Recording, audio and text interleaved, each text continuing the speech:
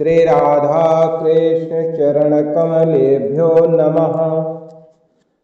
श्री नंद नंदन भाग 84 विप्र पत्नी ऋतंभरा। बाबा लौटे। जय राधा राधा, जय राधा जय श्री राधा। जय कृष्णा कृष्णा, जय कृष्णा जय श्री कृष्णा। जय कृष्णा जय श्री कृष्णा। विप्र पत्नी ऋतंभरा कहती हैं कि ब्राह्मणों को विपत्ति में यजमान की सहायता करनी चाहिए। श्री नंद राय के मथुरा जाने के समय ही स्वामी ने मुझे सावधान कर दिया है कि मैं ब्रजेश्वरी को संभालूं, क्योंकि श्याम सुंदर के न रहने पर वे व्याकुल रहेंगी, बहुत व्याकुल रहेंगी।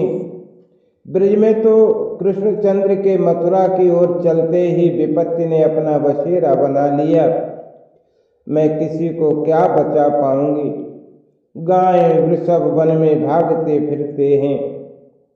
सेवक कहते हैं कि वे चरते नहीं, अपने गोपाल को ढूंढते दौड़ते हैं और बार बार गोष्ठ में लौट आते हैं।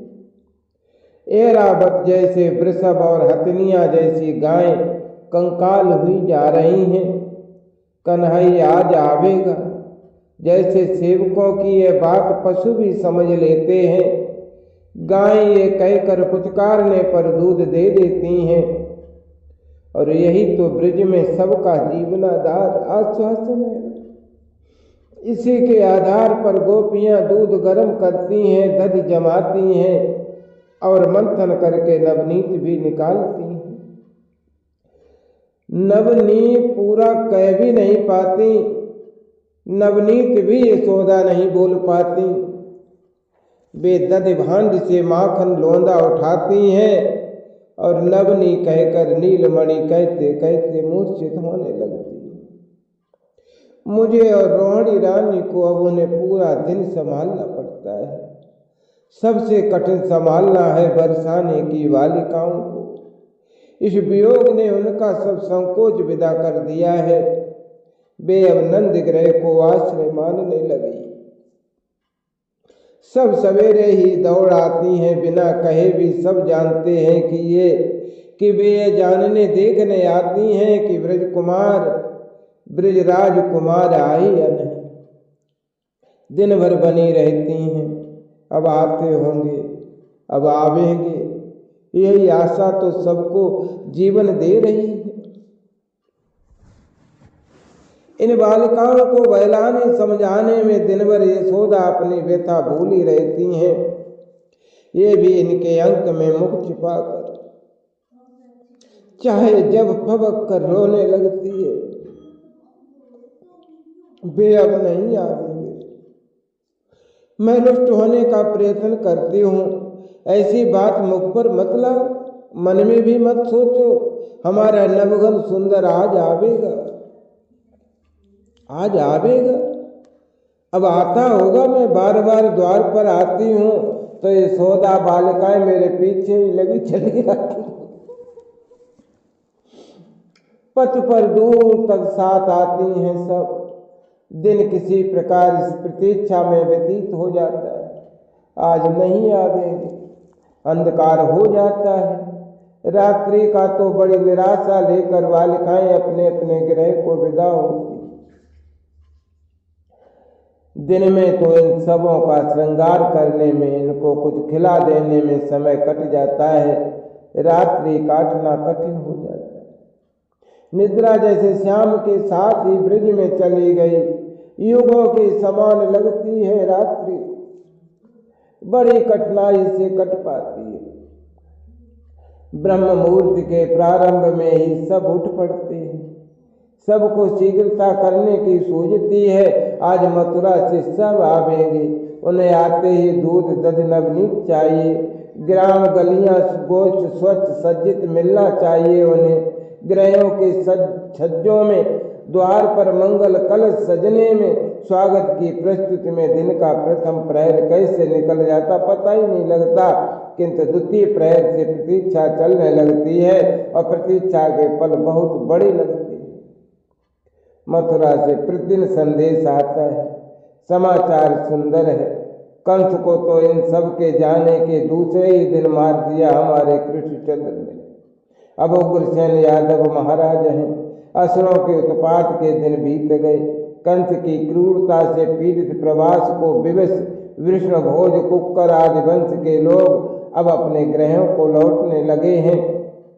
हमारा श्याम सुंदर का अग्रज राम अब मथुरा में प्रतिदिन आने वाले निर्वासन पीड़ितों की व्यवस्था करने में लगा है। वहाँ सब उसी की मानते सुनते हैं। महाराज उग्रसेन ने उसी पर सब छोड़ दिया है। अब राम तो नहीं लौटेंगे, मुख पर यह बात कोई नहीं लाती, किंतु सब इसे समझती हैं। सबके मन में आशंका है कि अग्रज के बिना अकेला श्याम कब आवेगा, बड़े भाई के बिना यहाँ मन लगेगा उसका। रोड़ी रानी कहती हैं, मैं स्वामी को यहीं आकर बस जाने को कहूँगी। अब मथुरा में महाराज उग्रसेन का राज्य हो ही गया। देवकी और मेरी दूसरी बहनें भी यहाँ सुखी रहेंगी। मेरा राम अपने छोटे भाई के बिना रह नहीं सकता। रोड़ी रानी हृदय से कहती हैं, किंतु हम स्त्रियों की बात पुरुष सदा तो नहीं सुना करते, हम कहाँ स्वाधीन हैं। वसुदेव जी जो निर्णय करेंगे रोड़ी रानी को उसे मानना पड़ेगा। महाराज उग्रसेन क्या वसुदेव जी को मथुरा छोड़ने देंगे? महाराज उग्रसेन और वसुदेव जी का बड़ा स्नेह है ब्रजेश्वर से।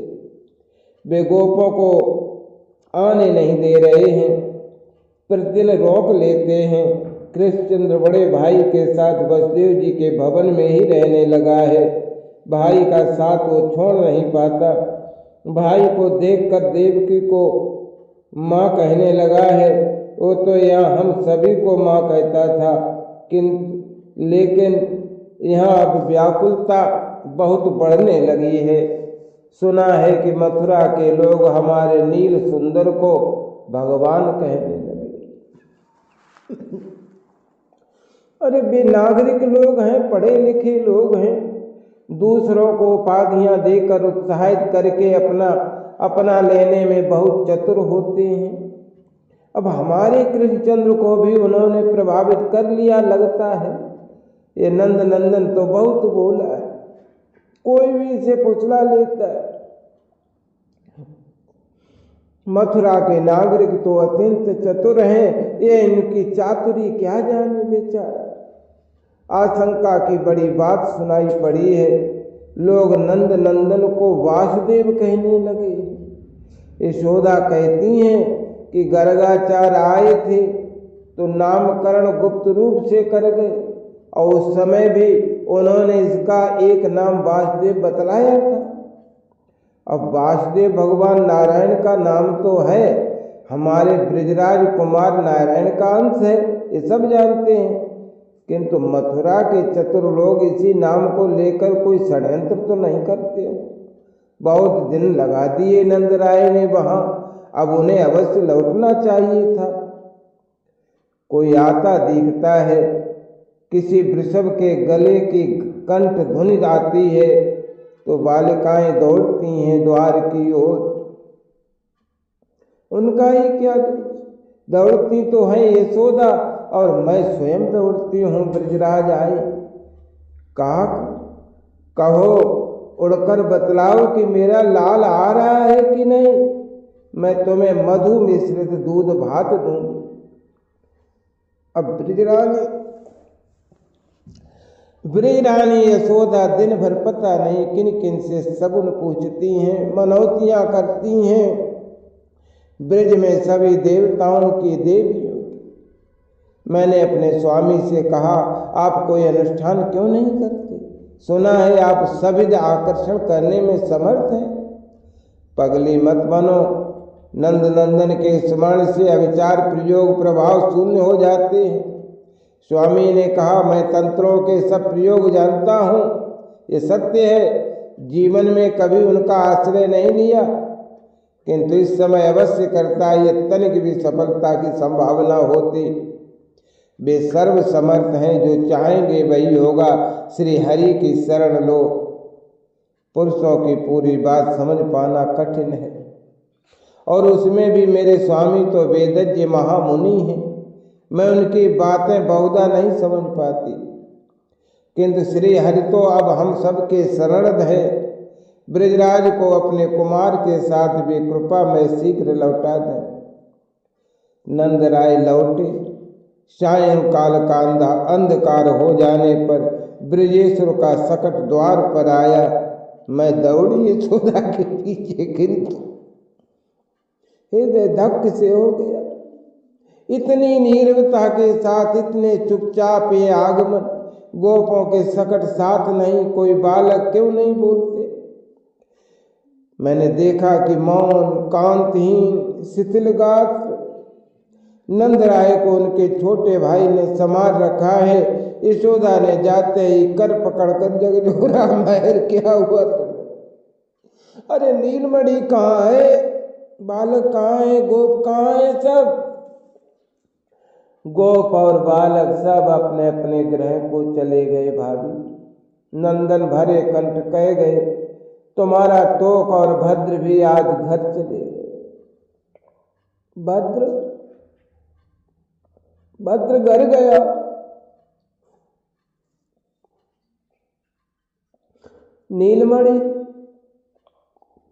नीलमणि साथ गया क्या उसके? यशोदा ने आश्चर्य से पूछा। महर भूल जाओ, ब्रज का कोई युवराज नहीं है।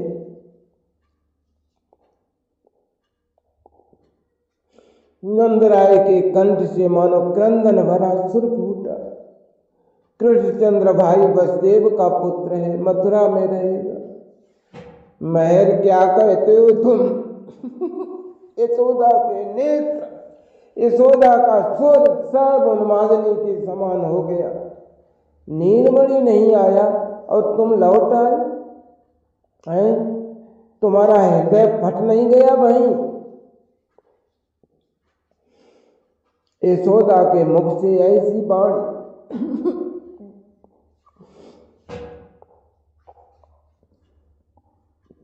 यशोदा के मुख से ऐसी वाणी, पतिव्रता के मुख से ऐसी वाणी, जीवन में यह नंद गृहिणी स्वामी के सम्मुख ऊंचे सुर में भी कभी नहीं बोल सके। आज ये कहेगा ब्रजेश्वरी की किसी बात का प्रतिकार करने में जिसका कंठ सदा अवरुद्ध रहा, वो इतनी कठोर वाणी बोल गई। मैंने सिर पीट लिया कि अवश्य उन्मादनी हो गई।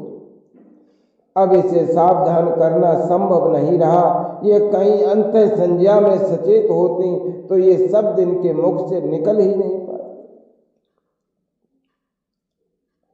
नंदराय ने कहा, महर मैं वहीं मर गया होता, अब भी मरण मुझे सुख ही देगा, किंतु नीलमणि ने कहा है कि वो आवेगा। नंदराय भाई घूम पर बैठ गए, कांपते सुरों में बोले, वो आवेगा और मुझे या तुमको नहीं पावेगा तो उसकी क्या दशा होगी? वो अपने कमल दल विशाल लोचनों में अश्रु भर भर कर इचक इचक कर रोवेगा।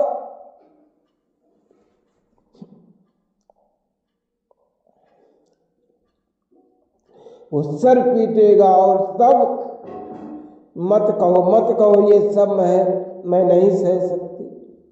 यशोदा ने पति के मुख पर अपना हाथ रख दिया। मुझे क्षमा करो, मैं मूर्खा हूं, दासी हूं तुम्हारी। तुम जीवित रहो, मैं जीवित रहूंगी, जो कहोगे करूंगी, किंतु मेरे नीलमणि को रुदन करना पड़े। उसके नेत्रों में अश्रु ना आवे। हाँ महरा, यही सोचकर मैं लौट आया। नंदराय ने कांपते सुर में कहा, हम दुख से छीनक आए, खिन्न उदास भी रहे तो वो दुखी होगा। वो किसी दिन किसी पल आ सकता है, उसने कहा है कि आवेगा। उसे यहाँ आकर प्रसन्नता प्राप्त होनी चाहिए, हमको अब ऐसे रहना है।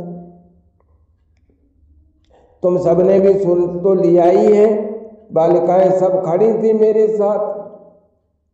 उनकी ओर मुख उठाकर नंदराय ने कहा, उसे आने पर बहुत दुख होगा। यह तुम्हें वो असज्जता, दुर्बला देहा, कांतिहीना देखेगा और कुछ सुन पाना किसी की शक्ति में नहीं था। यशोदा पकड़कर नंदराय को अंदर चली तो बालिकाएं सिसकती हुई विदा हुई। मैं भी रुद्ध कंठ रोती अपने गृह आ गई। जय राधा जय राधा राधा, जय राधा जय श्री राधा, जय कृष्णा कृष्णा, जय कृष्णा जय श्री कृष्ण।